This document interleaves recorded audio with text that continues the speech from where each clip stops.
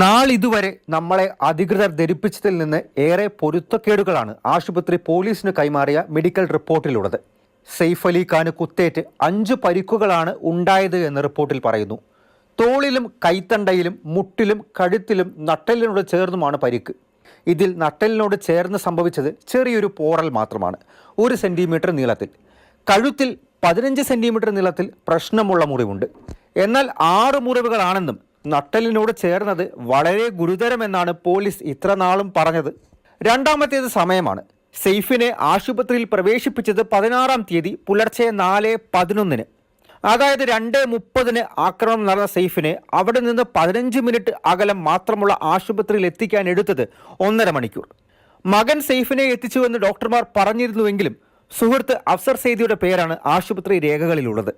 ആക്രമണം വെറും നാടകമെന്ന് ഇതിനോടകം കാട്ടുതീ പോലെ പടരുന്ന അഭ്യൂഹങ്ങൾക്ക് ശക്തി പകരുന്നതാണ് ഇപ്പോൾ പുറത്തുവരുന്ന റിപ്പോർട്ട്. രാത്രിയിൽ എന്ത് സംഭവിച്ചു എന്ന ചോദ്യത്തിന് അതിക്രമിച്ചു കയറിയ അക്രമിയെ കീഴ്പ്പെടുത്താനുള്ള ശ്രമത്തിനിടെ കുത്തേറ്റു എന്ന മറുപടിയാണ് സെയ്ഫും പോലീസിന് നൽകിയിരിക്കുന്നത്. മാതൃഭൂമി ന്യൂസ്, ഡൽഹി.